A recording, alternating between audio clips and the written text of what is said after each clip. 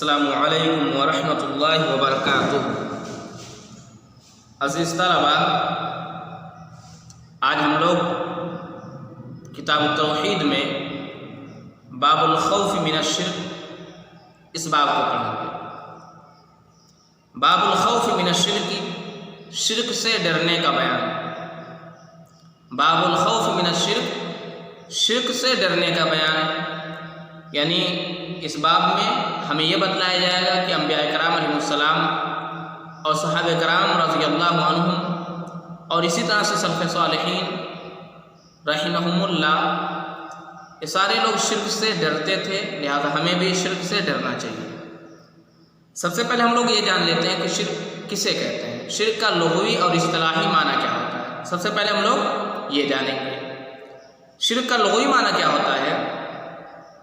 اتخاذ الشریک والند، لغت میں شرک کسے کہتے ہیں؟ کسی آدمی کو کسی کے ساتھ شریک کرنا، اسی کا نام کیا ہے؟ شرک۔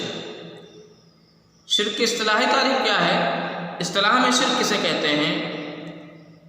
هو اتخاذ شریک او ند مع اللہ فی ربوبیتہ و الوہیتہ و اسمائہ و صفاتہ، کہ اللہ رب العالمین کے ساتھ اس کی ربوبیت، اس کی الوہیت اور اس کے اسماء و صفات میں کسی دوسرے کو شریک ٹھہرانا، اسی کا نام کیا ہے؟ شرک۔ شرک کسے کہتے ہیں؟ اللہ کی ربوبیت، اس کے الوہیت اور اس کے اسماء و صفات میں اس کے ساتھ کسی اور کو شریک ٹھہرانا، کسی اور کو ساجی سمجھنا، اسی کو کیا بولتے ہیں؟ شرک بولتے ہیں۔ شرک کی کتنی قسمیں ہوتی ہیں؟ حکم کے اعتبار سے شرک کی دو قسمیں ہیں۔ للشرک نوعان باعتبار الحکم، حکم کے اعتبار سے شرک دو قسم کے ہوتے ہیں۔ پہلے کا نام ہے شرک اکبر اور دوسرے کا نام کیا ہے؟ شرک اصغر۔ شرک اکبر کسے کہتے ہیں؟ هو ان يجعل الانسان لله ندا في ربوبيته والوهيته واسمائه وصفاته، انسان اللہ کی ربوبیت، اس کے الوہیت اور اس کے اسماء و صفات میں اس کے ساتھ کسی اور کو شریک ٹھہرائے، اسی کو کہتے ہیں شرک اکبر۔ شرک اکبر کی تعریف کیا ہے؟ انسان اللہ رب العالمین کے ساتھ اللہ کی ربوبیت، اس کے الوہیت اور اس کے اسماء و صفات میں کسی اور کو شریک ٹھہرائے، کسی اور کو ساجھی بنائے، اسی کا نام کیا ہوتا ہے؟ شرک اکبر۔ شرک اکبر کا حکم کیا ہے؟ مخرج من الملہ۔ شرک اکبر کیا کرتا ہے؟ یہ ملت سے آدمی کو خارج کر دیتا ہے۔ جو آدمی شرک اکبر کا مرتکب ہوگا وہ ملت اسلامیہ سے خارج سمجھا جائے گا، وہ آدمی مسلمان نہیں ہوگا، اور شرک اکبر کے مرتکب کا مال اور خون دونوں حلال ہیں۔ اسی طرح سے شرک اکبر کا مرتکب مخلد فی النار ہوگا، وہ ہمیشہ ہمیشہ جہنم میں رہے گا۔ شرک اکبر کا حکم کیا ہے؟ شرک اکبر یہ مخرج من الملہ ہے، یعنی مشرک ملت سے خارج ہو، اور مشرک کا خون اور مال دونوں حلال ہے۔ اسی طرح سے شرک اکبر کا مرتکب مخلد فی النار ہوگا، ہمیشہ جہنم میں رہے گا۔ سمجھ میں آ رہی بات؟ جی۔ شرک اصغر کسے کہتے ہیں؟ هو كل ما نهى عنه الشرع مما هو ذریعۃ الى الشرك الاکبر ووسیلۃ للوقوع فیہ۔ شرک اصغر کسے کہتے ہیں؟ ہر وہ چیز جس سے شریعت نے روکا ہو، کل ما نہی عنہ الشرع، ہر وہ چیز جس سے شریعت نے روکا ہو، جو شرک اکبر تک پہنچنے کا ذریعہ اور وسیلہ ہو، اسی کا نام کیا ہے؟ شرک اصغر۔ شرک اصغر کی تعریف کیا ہے؟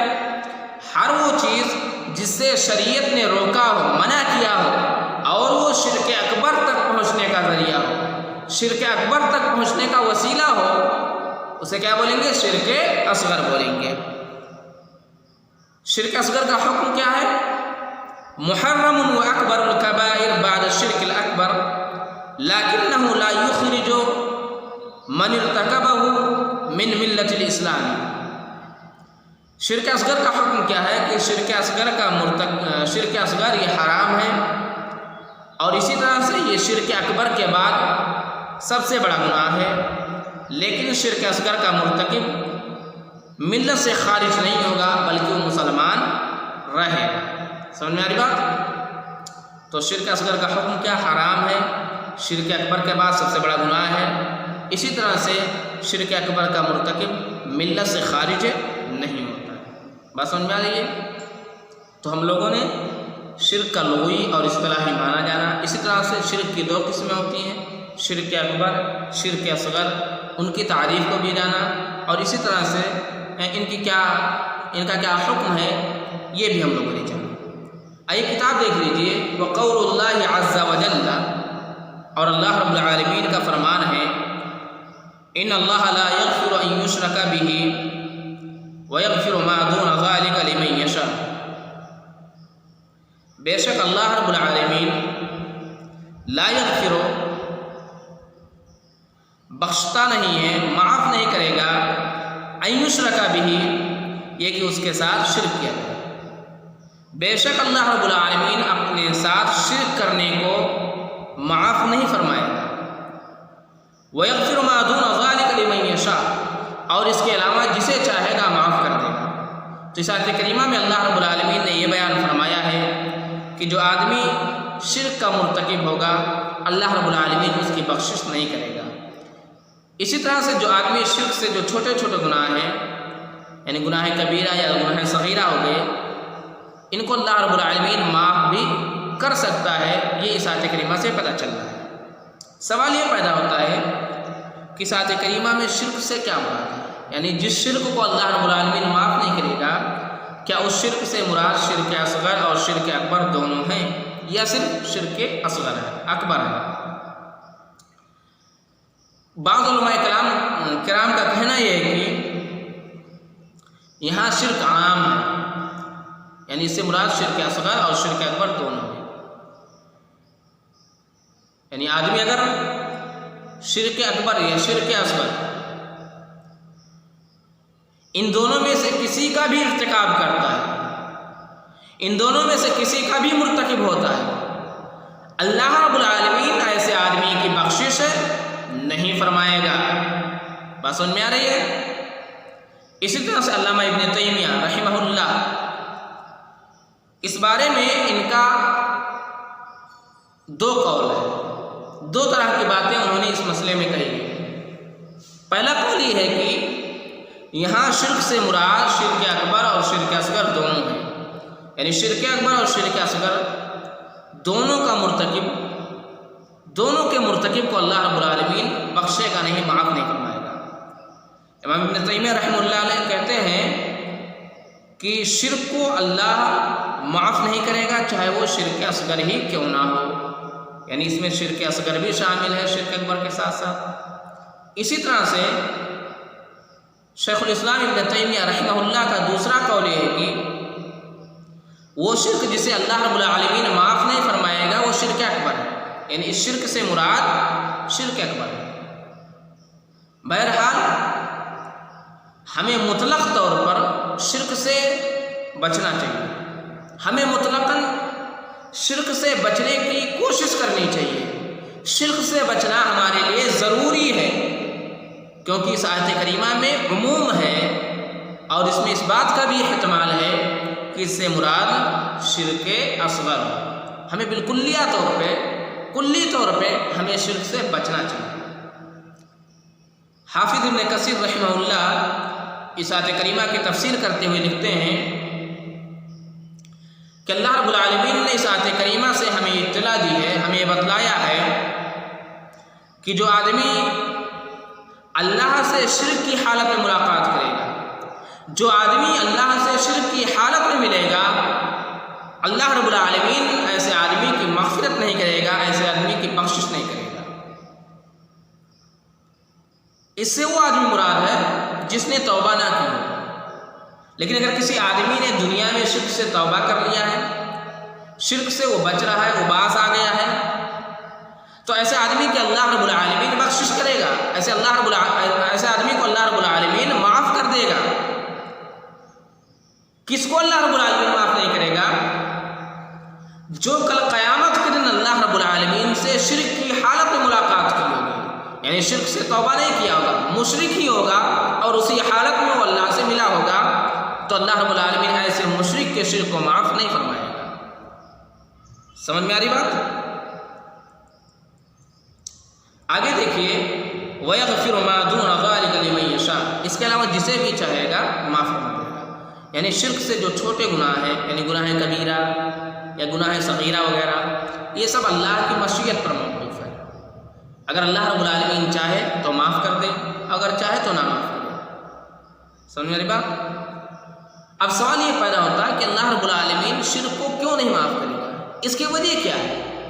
آخر اللہ رب العالمین نے ایسا کیوں کہا کہ اللہ رب العالمین شرک کو معاف نہیں فرمائے گا؟ اس کی کئی وجہ ہیں، ان میں سے کچھ سن لیجئے۔ کیونکہ یہ اعظم الذنوب ہے، یہ سب سے بڑا گناہ ہے۔ اسی طرح سے مشرک آدمی اللہ رب العالمین کی ذات میں نقص نکالنے لگتا ہے، عیب نکالنے لگتا ہے، کمیاں نکالنے لگتا ہے۔ اسی طرح سے مشرک آدمی مخلوق کو اللہ کی طرح بتلاتا ہے، مخلوق کو اللہ سے تشبیہ دیتا ہے، یعنی مخلوق کو اللہ کے ساتھ شریک کرنے لگتا ہے۔ اس لیے اللہ رب العالمین نے کہا کہ اللہ تبارک و تعالی مشرک کو کبھی بھی معاف نہیں فرمائے گا۔ اسی طرح سے اس آیت کریمہ سے خوارج اور معتزلہ کی تردید بھی ہوتی ہے۔ خوارج کا نقطہ نظر کیا ہے؟ خوارج کا عقیدہ یہ ہے کہ گناہ کبیرہ کا مرتکب کافر ہے۔ خوارج کیا کہتے ہیں؟ کہ گناہ کبیرہ کا مرتکب کافر ہوگا، حالانکہ اللہ رب العالمین کیا کہہ رہا ہے کہ اللہ رب العالمین شرک کو چھوڑ کر کے جتنے بھی گناہ ہیں انہیں معاف کر سکتا ہے۔ اس آیت کریمہ سے کیا پتہ چلا کہ گناہ کبیرہ کا مرتکب کافر نہیں ہوگا۔ اسی طرح سے اس آیت کریمہ سے معتزلہ کا بھی رد ہوتا ہے۔ معتزلہ کا عقیدہ ہے کہ گناہ کبیرہ کا مرتکب مخلد فی النار ہوگا، ہمیشہ جہنم میں رہے گا۔ حالانکہ اس آیت کریمہ سے کیا پتہ چلتا ہے کہ گناہ کبیرہ کو اللہ رب العالمین معاف بھی کر سکتا ہے۔ اسی طرح سے اللہ رب العالمین اگر معاف نہیں کرے گا تو اللہ رب العالمین اسے سزا دینے کے بعد اسے جنت میں ضرور داخل کرے گا۔ یہ اللہ کی مشیت پر موقوف ہے، اگر اللہ چاہے تو بخش دے اور نہ چاہے تو نہ بخشے۔ اسی طرح سے اس آیت کریمہ سے اس کی بھی تردید ہو گئی۔ آگے دیکھیں اگلی آیت ہے وقال الخلیل علیہ الصلاۃ والسلام وجنبی وبنی ان نعبد الاصنام۔ وقال الخلیل علیہ الصلاۃ والسلام، اور ابراہیم علیہ الصلاۃ والسلام نے کہا وجنبی، اور تو مجھے بچا، یعنی اے پروردگار، اے رب العالمین تو مجھے بچا، وبنی، اور میری اولاد کو بچا، ان نعبد الاصنام، یہ کہ ہم بتوں کی عبادت کریں۔ وجنبی وبنی ان نعبد الاصنام، تو مجھے اور میری اولاد کو بتوں کی عبادت سے بچا۔ سمجھ رہی بات؟ یہاں بنیہ سے مراد ابراہیم علیہ الصلوۃ والسلام کی اولاد یعنی ابراہیم، اسماعیل اور اسحاق وغیرہ ہیں۔ صنم کسے کہتے ہیں؟ صنم اس کی جمع اصنام ہے، پتھر وغیرہ سے انسان یا اس کے علاوہ کسی کی بنائی ہوئی تصویر کو کیا بولتے ہیں؟ صنم بولتے ہیں۔ یعنی پتھر وغیرہ سے جو تصویر بنایا جاتا ہے اسی کو کیا بولتے ہیں؟ صنم۔ اور وثن کسے کہتے ہیں؟ اللہ کے علاوہ جس کی بھی عبادت کی جائے اس کو کیا بولیں گے؟ وثن۔ یعنی وثن عام ہے، اللہ کے علاوہ جس کی بھی عبادت کی جائے اس کو ہم لوگ وثن بولتے ہیں، چاہے وہ تصویر کی شکل میں ہو یا تصویر کی شکل میں نہ ہو۔ اور صنم کسے کہیں گے؟ صرف تصویر کو ہم لوگ صنم کہیں گے۔ سمجھ میرے بات؟ تو اس آیت کریمہ میں حضرت ابراہیم علیہ الصلوۃ والسلام نے اللہ رب العالمین سے دعا کی ہے کہ اللہ رب العالمین تو مجھے اور میری اولاد کو شرک سے بچا۔ بتوں کی عبادت سے بچانا مطلب شرک سے بچا۔ اس سے کیا پتہ چلا؟ اس سے پتہ چلتا ہے کہ ابراہیم علیہ الصلوۃ والسلام شرک سے کتنا ڈرتے تھے، کتنا خوف کرتے تھے۔ حالانکہ حضرت ابراہیم علیہ الصلوۃ والسلام یہ خلیل اللہ تھے، اللہ کے دوست تھے، امام تھے، پیشوا تھے، رہبر تھے، اور وہ کس سے ڈرتے تھے؟ شرک سے ڈرتے تھے۔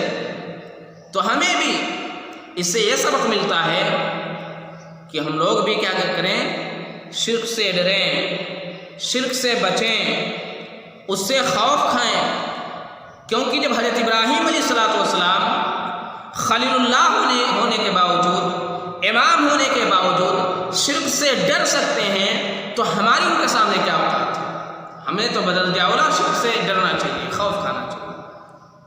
چنانچہ حضرت ابراہیم علیہ السلام نے اللہ رب العالمین سے کیا دعا کی کہ اللہ رب العالمین تو مجھے اور میری اولاد کو شرک سے بچا۔ چنانچہ اللہ رب العالمین نے حضرت ابراہیم علیہ السلام کی دعا کو قبول فرمایا، اور ان کے اولاد کو صرف شرک سے ہی نہیں بتایا، صرف شرک ہی سے محفوظ نہیں رکھا، بلکہ ان کی اولاد کو اللہ رب العالمین نے نبوت سے بھی سرفراز کیا۔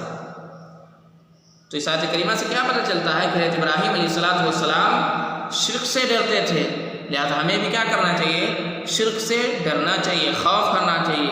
اسی طرح سے اس سے پہلی جو آیت ہے اس سے کیا پتہ چلتا ہے کہ اللہ رب العالمین شرک کو معاف نہیں کرے گا، لہذا ہمیں کیا کرنا چاہیے؟ شرک سے ڈرنا چاہیے، اس سے بچنے کی کوشش کرنی چاہیے۔ عزیز طلبہ، آج کے سبق میں بس اتنا ہی۔ والسلام علیکم ورحمۃ اللہ وبرکاتہ۔